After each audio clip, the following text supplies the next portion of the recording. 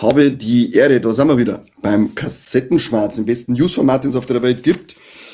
Zumindest wenn es über Filme geht, denn ich wüsste keine Seiten, die besser und aktueller berichtet als wir. Alle heilige Zeit einmal mit irgendwelche veralteten Infos. Denn wir sind jetzt, glaube ich, wieder 2 Wochen oder eine Woche nicht da gewesen.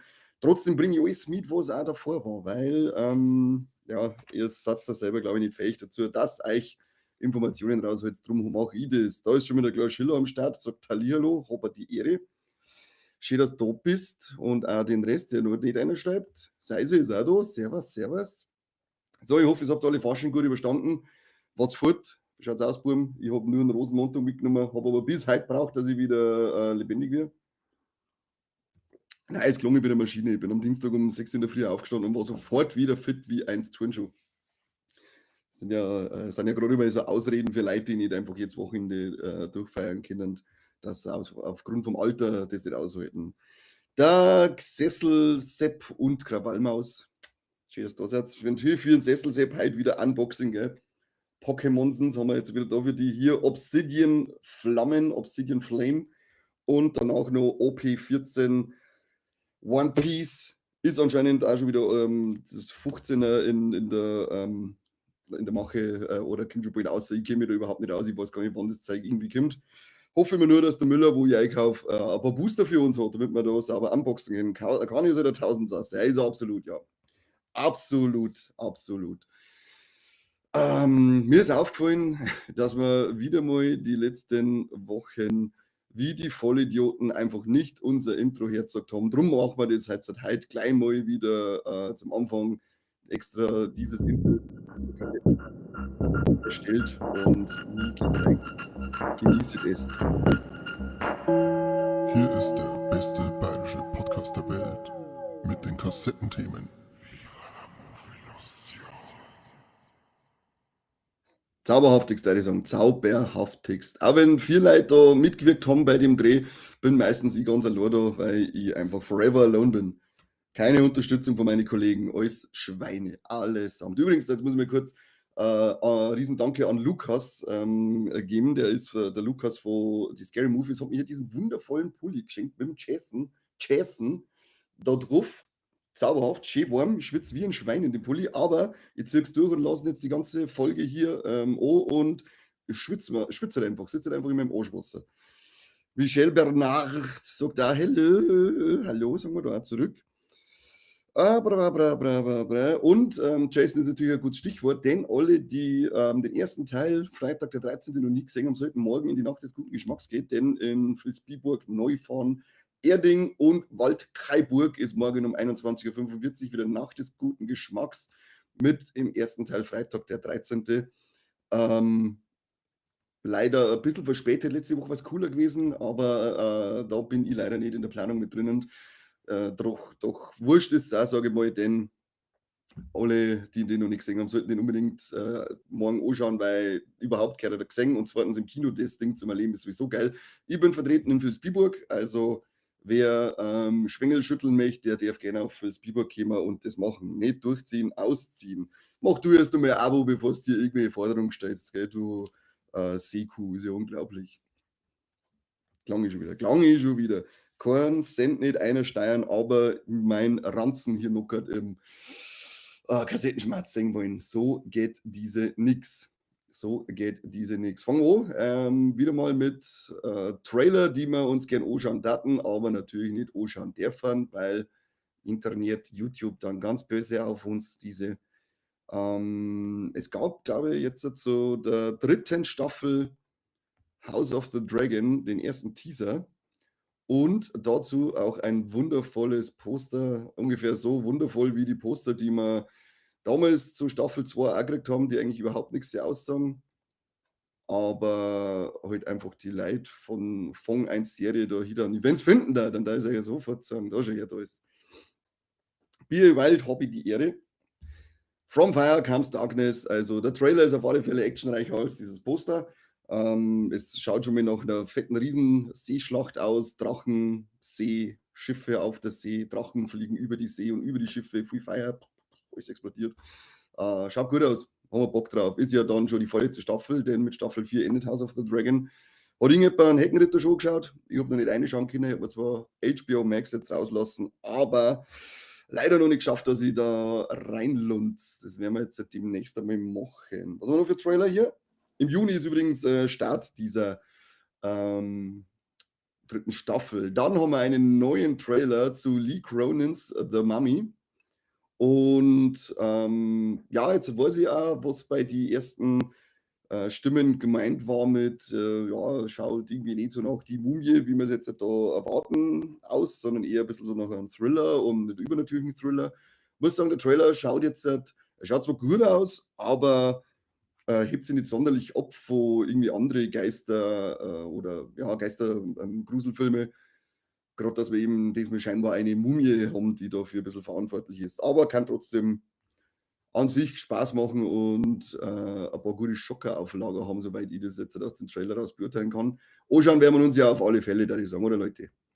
Da müssen wir schon ins Kino rumpen. Dann hat Netflix ja vor kurzem noch schnell einen Trailer rausgehabt, nämlich zu Something Very Bad is Going to Happen. Und der startet am 26. März. Regie führt die Veronika Tofiska. Die hat auch schon Regie bei Rentierbaby geführt und produziert das Ganze von den Duffer-Brüdern, die nichts weniger bisher gemacht haben als Stranger Things. Und der Trailer schaut ja echt cool aus. Habe ich gar nicht so erwartet, dass Netflix auch so coole Trailer mal gestalten kann, weil die meisten von Netflix sind irgendwie so. Und der ist, macht mir eigentlich nur neugierig und verrät mir nicht wirklich was. Also da bin ich schon mal sehr gespannt, was der Film zu bieten hat. Da bin ich schon sehr gespannt. Was haben wir noch für einen Trailer gekriegt? Einen neuen Trailer zu Star Wars Mandalorian und Grogu. Und schaut für mich noch Perfektion aus.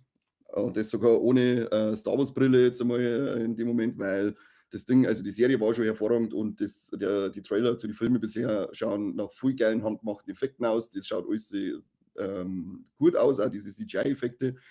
Und zudem hat es einfach auch wirklich der Trailer sofort das Feeling von der Serie erwecken können. Also ich hab Bock drauf. Sonst was relativ langweilig sind die Poster, muss ich sagen. Oder sie schwanken immer so. Ich glaube, das ist jetzt das zweite oder dritte Poster, wo einfach nur der Grogu bei Mando auf der Schulter umsitzt. Wow. Das ist auf alle Fälle designtechnisch ein bisschen Luft nach oben. Aber nur ein bisschen. Jetzt kurz bevor es losgegangen ist, ist übrigens nur ein Trailer rausgekommen zu Toy Story 5. Da haben wir jetzt eben hier das neue Poster und auch einen Trailer und sie müssen sich hier gegen die Tags wehren, in Form von diesem Tablet, weil im Trailer sagen sie dann, sie als Spielzeug waren zum Spulen und Tags sind für alles und das passt nicht so ganz. Das ist irgendwie, da haben sie ein wenig einen Konflikt auf alle Fälle, die elektronischen Spielzeuge, die neuen und die alten. Und mein Manko wäre halt wieder seine deutsche Synchro, dass wir an Woody vom Bully synchronisiert kriegen. Das wird mir mein Leben lang sämtliche weiteren Filme, die aus diesem Universum kommen, einfach kaputt machen. Der nächste Trailer, der richtig fett ausschaut, I Live Here Now von Julie Pacino, und wer jetzt gerade da denkt, den Namen kenne ich, der ist, sie ist die Tochter vom Al Pacino. Der kommt im Frühling raus und müsst ihr euch einfach anschauen, den kann man eigentlich gar nicht wirklich beschreiben, den Trailer, der schaut richtig abdraht aus. Ich bin da schon richtig neugierig auf den Film, was der zum Bieten hat. Und ja, vor allem ist es auch das Debüt von der guten Julie Pacino, die da gleich mal mit so einem potenziellen Brett loslegt. Da bin ich auf alle Fälle neugierig, was die gute Frau da macht. Was haben wir noch für Trailer gehabt? Lasst mich mal kurz kicken. Ach ja, genau, nein, Poster haben wir auch gehabt. Da muss ich euch leider wieder kreiselige kleine Beutel zeigen von Instagram, weil sonst mir keiner dieses Beutel irgendwo gezeigt hat. Nämlich so Psycho Killer oder wie man in Deutschland sagt, Psycho mit TZ, Psycho Killer. Ja, wunderschönes Poster wieder mal dazu. Auf den bin ich schon gespannt. Ich hoffe, der läuft bei uns irgendwo an. Ich habe jetzt noch nicht in irgendeinem Programm gesehen, haben jetzt auch heute bei den Kinostarts nirgends dabei gehabt. Aber wir dürfen ja weiter darauf hoffen, dass das Ding dann bei uns auch irgendwo anläuft, weil der Trailer ziemlich cool ausschaut und allein die Poster-Designs finde ich geil. Die finde ich geil. Und was noch gekommen ist, da zeige ich vorher was anderes, weil ich euch da nämlich dann das da zeigen aussuchen muss. Nämlich leider wieder dann auf Instagram, aber was jetzt bekannt worden ist, werden wir, ich glaube, nächste Woche kommt ja eh schon Scream 7, wenn anläuft, werden wir auch den Trailer zu Scary Movie 6 kriegen. Zumindest hat das jetzt der Wayne oder haben das die Wayans jetzt irgendwo ausgeplaudert. So, was wollt ihr euch jetzt gerade noch zeigen? Genau. Something About 1 Spinnenmann, nämlich Spider-Noir hat seinen ersten Trailer gekriegt und einige Beutel sind dazu rausgekommen. Habe leider wieder nirgends irgendwo ordentliches Material dafür gefunden. Ich darf sich jetzt gerade gern über Schweine-Instagram zeigen, aber das haut nicht so richtig hin. Drum machen wir das nebenbei anders. Wir gehen mal auf die Neuigkeiten, die so noch rausgekommen sind. Da hat es nämlich jetzt geheißen, dass zwischen Top Gun 3 und Fluch der Karibik 6 ein Kopf-an-Kopf-Rennen gerade stattfindet. Wow, jetzt fährt sogar noch mein Computer gleich, oder? Das ist zauberhaft. Technik auf dem perfekt geprüft und auf dem neuesten Stand, alles hier. Genau, Kopf-an-Kopf-Rennen zwischen Top Gun und Fluch der Karibik 6. Denn für beide sind anscheinend ist ein Skript in der Arbeit und es hat geheißen, dass Top Gun 3 anscheinend ein bisschen die Nase vorn hat, was zumindest den Release OG kann, weil sie nämlich damit rechnen, in naher Zukunft, sie haben es ja nicht genau gesagt, aber zumindest vor Fluch der Karibik 6 ein Skript zu bekommen. Da bin ich ja gespannt, was uns da dann wird sein werden. Ach, übrigens, genau, das gab noch ein cooles Poster zu Psycho Killer. Sage ich jetzt auch gleich noch, wenn wir schon da sind. Wenn wir schon da sind, sage ich es euch doch auch noch gleich, schaut's her. Das ist doch auch ziemlich stylisch, das zweite Poster zu Psycho Killer Psycho. Du bimmst ein Psycho. Genau, und jetzt runter zu die New Look at Nicolas Cage as Ben Reilly in Spider-Noir Series. Der Trailer schaut sehr gut aus, die Effekte sind hervorragend, also auch das Spinnen, also das Geschwinge durch die Stadt schaut ebenbürtig zu den Filmen aus, da jetzt die sagen, zumindest laut Trailer. Es gibt ja Farb- und Schwarz-Weiß-Version, wird es geben von der Serie. Hier sind auch die Beutel in Farbe und Schwarz-Weiß. Hat durchgehend eine coole, also auch diese coole Noir-Stimmung gehabt, der Trailer. Ich bin erstmal sehr positiv überrascht. Ich kann mit der Figur nicht so viel anfangen, weil die in die Comics vielleicht einmal gesehen habe und ansonsten hat man es halt vielleicht einmal bei den Spider-Verse-Filmen gesehen. Aber es macht zumindest schon mal neugierig, täte ich sagen. Ja, das war's an Bildern hier. Mehr kriegt es nicht zum Singen. Mehr kriegt es nicht zum Singen von mir. Was haben wir noch an Neuigkeiten? Das sind Casting News. Da warten wir noch ein wenig. Ja, genau. Für alle, die auf die Serie Good Omens stehen. Die dritte Staffel wird kommen. Und zwar wir haben sogar Datum genannt, am 13.05. soll sie endlich kommen und ist dann auch die finale Staffel und besteht aus einer Folge, die aber in Spielfilmlänge dann gezeigt wird. Das Ganze hat ja damit zum tun, dass viele Kontroversen ja im Hintergrund passiert sind, weil ja auch der Erfinder von Good Omens da, Name verloren, aber jetzt auch nicht mehr frei ist von Vorwürfen wegen Belästigung gegenüber so manchen Menschen. Und deswegen hat sich das Ganze da jetzt halt auch 3 Jahre verzögert. Ich glaube, 3 Jahre liegt die zweite Staffel zurück. Und jetzt wird die Serie Gott sei Dank zumindest abgeschlossen mit einer spielfilmlangen Folge. Und es kommt wieder mal was vom Mike Flanagan und Stephen King Universum, nenne ich es jetzt einfach mal. Der Kerl verfilmt ja so ziemlich jetzt halt alles, was irgendwie mit Stephen King zum Tor hat. Und sein nächster Plan ist, einen weiteren Teil zu The Mist rauszubringen, also, beziehungsweise eine neue Verfilmung. Es gibt ja schon einen Film, es gibt eine Serie, glaube ich, auf Netflix, die ich aber nie gesehen habe. Und jetzt haut der Flanagan gleich mal die nächste Schweine-Verfilmung dazu raus. Mehrere Informationen gibt es noch nicht, nur dass er auf alle Fälle produzieren, schreiben und Regie führen wird. Dann für die Fans von The Queen's Gambit, bisschen traurige Nachrichten, denn die Serie wird nicht weitergehen. Sie haben jetzt die Anya Taylor-Joy, wo haben sie es interviewt? Keine Ahnung, wo sie es interviewt haben, aber haben sie damit gefragt und sie hat gesagt, na, die ist abgeschlossen, die Geschichte an sich. Das darf sie auch nicht richtig anfühlen, da noch mehr zum erzählen. Das wäre ein bisschen aufgesetzt und drum belassen wir es jetzt so, wie es ist. Ist ja auch vollkommen legitim und schön so.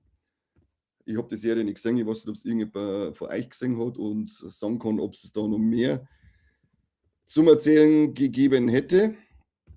Aber laut ihr nicht. So, jetzt muss ich nebenbei neue Beutel suchen, weil ich irgendwie einen kompletten Zettel vergessen habe, mit Vorschaumaterial für euch zu suchen. Das nächste ist nämlich eine Info zu der kommenden zu dem kommenden Zeichentrickfilm von die Ghostbusters, der in Zusammenarbeit von Netflix und Sony passiert. Da gibt es jetzt aber Neuigkeiten dazu, nicht viel, aber eine Handvoll. Unter anderem hat man einen Regisseur gefunden, nämlich den, der, wie heißt der, Wolke mit Aussicht auf Fleischbällchen, glaube ich, so heißen die Teile gemacht hat, der Chris Pern. Und es soll ein komplett neuer Eintrag im Franchise werden, also nichts mit den ursprünglichen Zeichentrickserien zum tun haben oder mit den Neuverfilmungen. Und man orientiert sich an den Spider-Verse-Filmen. Es ist jetzt nicht dabei gestanden, ob sie damit meinen,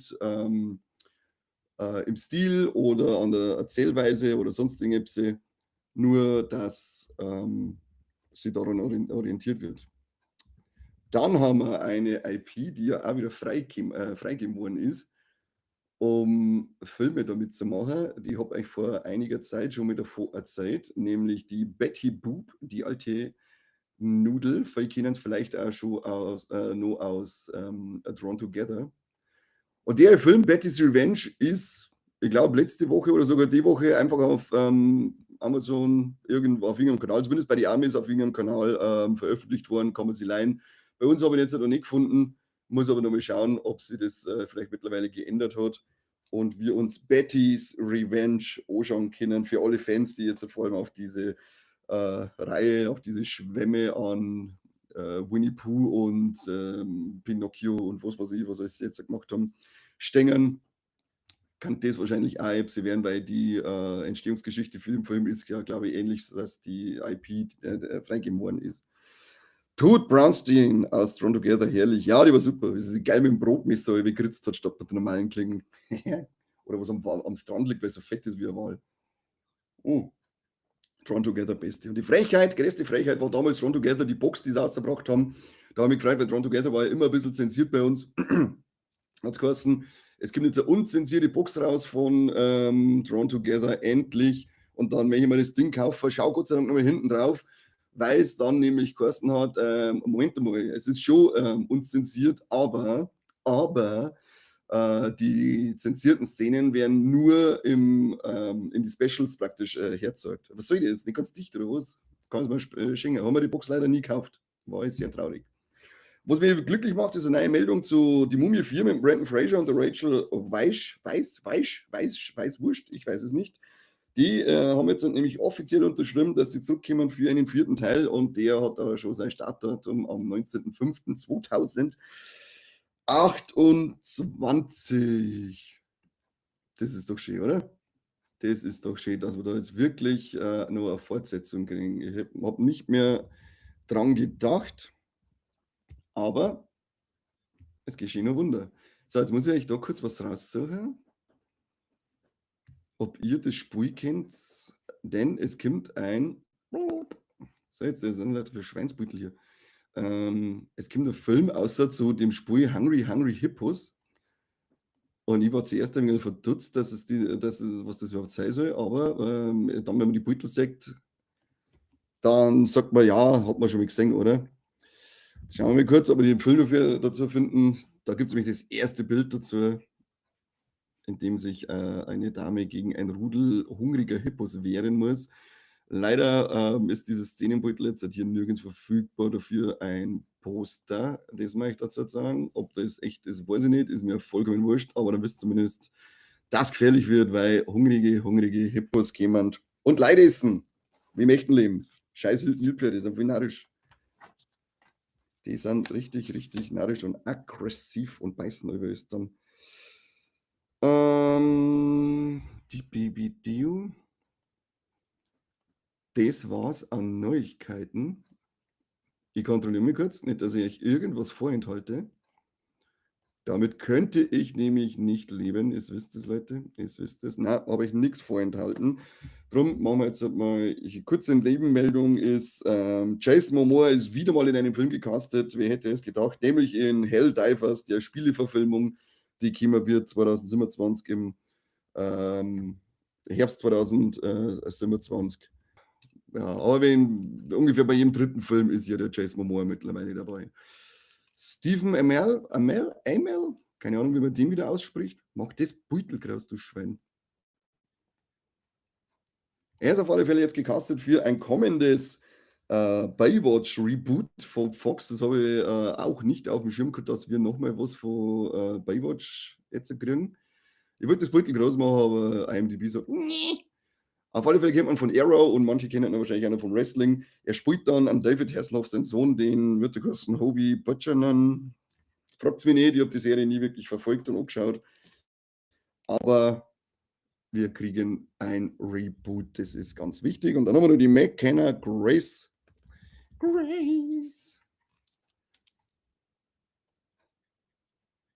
Okay, ich glaube, die Seite hängt jetzt gerade ein wenig Zeit, dabei natürlich dieses tolle Baywatch-Beutel, das ich extra für euch rausgesucht habe.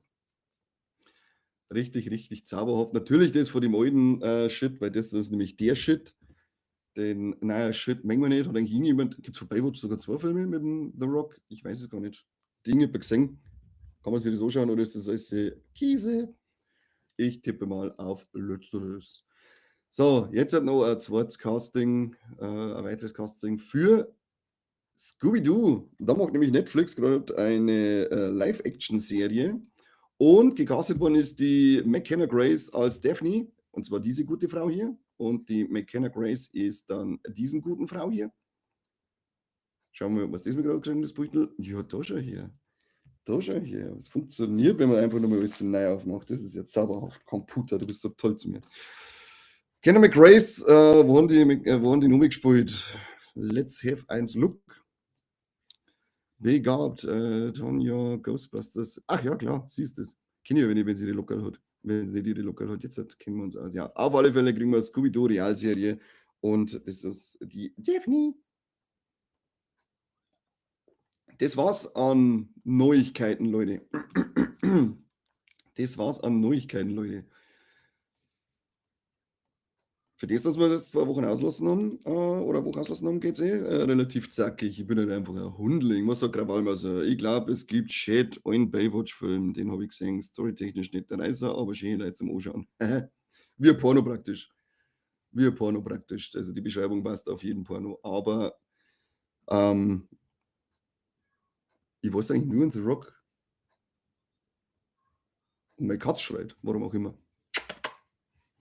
Was haben wir? Kinostarts der Woche. Sie werdet es mitgekriegt haben, die Woche hat es noch keinen Kinostarts-Post gegeben. Das war leider wegen Faschingsverhinderungen.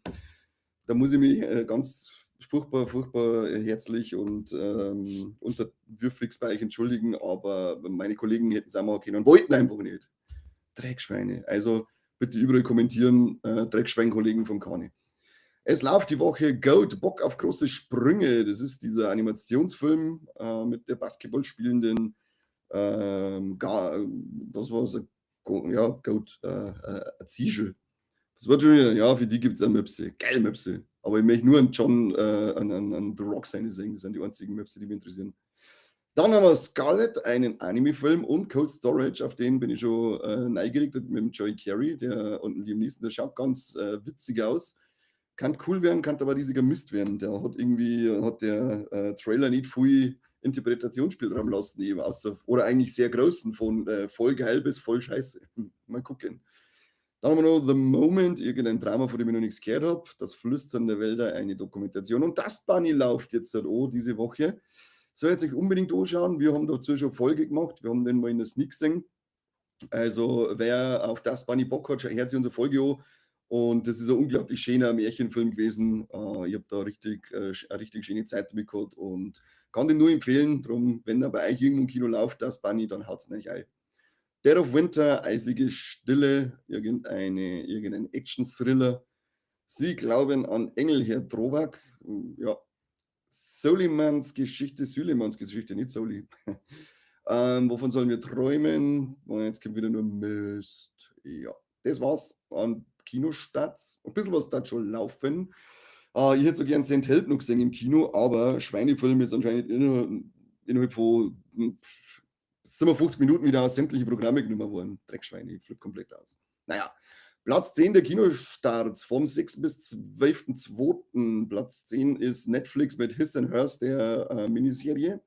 Dann haben wir einen Lincoln Lawyer, die erste Staffel, Netflix auf Platz 9. Fallout, die zweite Staffel, holt sie auf Platz 8, Prime Video. Dann haben wir wieder Netflix mit Platz 7, The Lincoln Lawyer, die Staffel 3. Dann wieder Netflix, Platz 6 Unfamiliar mit der ersten Staffel. Bridgerton, Staffel 4 ist auf Platz 5 und bekannterweise auch auf Netflix. The Traitors, die vierte Staffel. Peacock auf Platz 4. So, und jetzt die Top 3. Haben wir The Pit, die zweite Staffel, HBO Max. The Burbs, die erste Staffel, Peacock auf Platz 2 und Lincoln Lawyer, die vierte Staffel auf Netflix. Die einzige Lincoln Lawyer, die anscheinend keine Sau für den Rewatch interessiert, ist Staffel 2, denn nur Staffel 1, 3 und 4 sind in die Top 10. Ja, gesehen haben wir davon wieder mal nichts, ich zumindest nicht. Wobei mir die Burbs, doch, Fallout 2, bald, hätte ich bald angelangt, gell? Wobei mich The Burbs schon interessiert hat. Ich hätte aber eigentlich mal diese HBO-Serie, wir kriegen die auch zum Singen.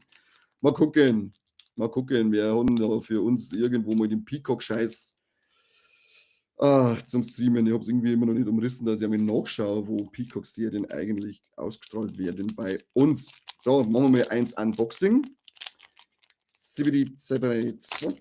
Schweine, Booster geh auf. Machen wir natürlich wieder als erstes One Piece. Da haben wir erstens mal Charakter Diamante.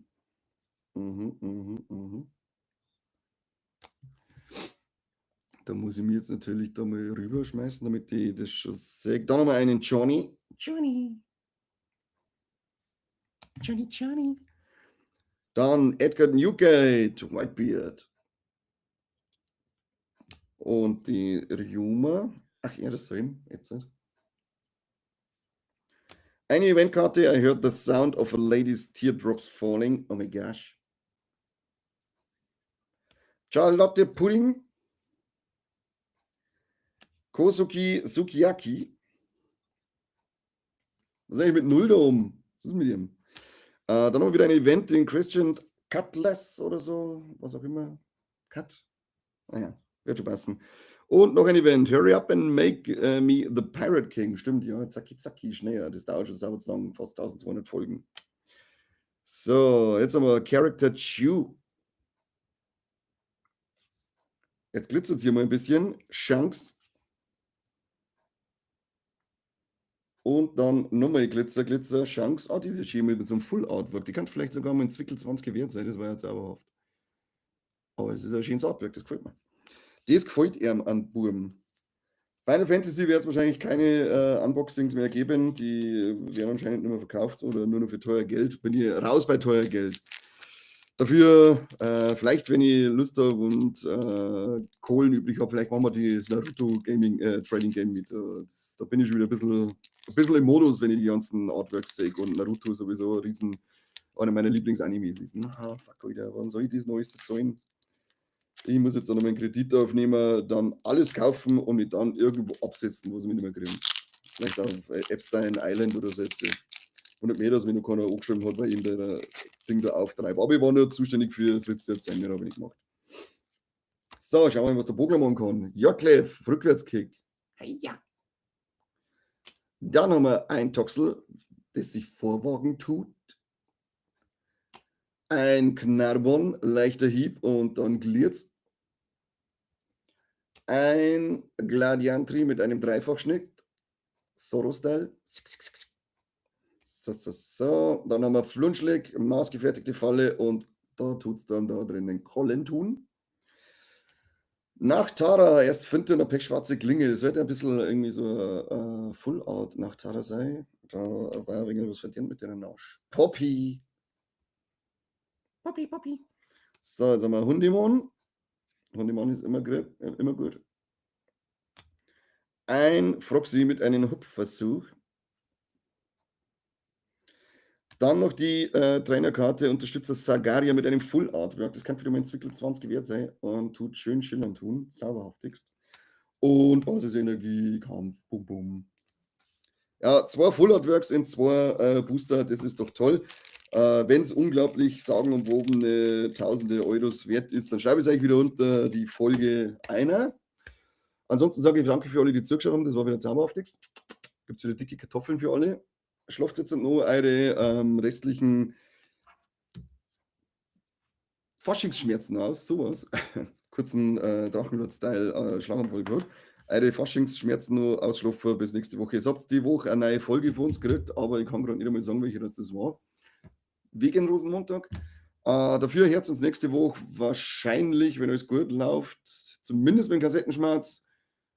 Und wenn es, wie gesagt, richtig gut läuft, dann auch noch mit dem Talkthrough. Und es gibt natürlich wieder eine neue Folge. Kommt am Morgen in die Nacht des guten Geschmacks. Schaut euch nach der Freitag der 13. Uhr den ersten Teil. Das ist geil, wenn man dieses Ding auf der Leinwand sehen kann. Ein Mitbegründer des Slasher-Genres. Und im Spielberg können wir uns auf ein Bier zusammensitzen. Zumindest weil ich werde kein Bier nicht trinken. Ich bin jetzt erstmal wieder auf den Zug. Aber zumindest auf einen Ratsch. Ansonsten dicke Potatoes. Macht es gut. Und bis zur nächsten Woche. Wieder schauen.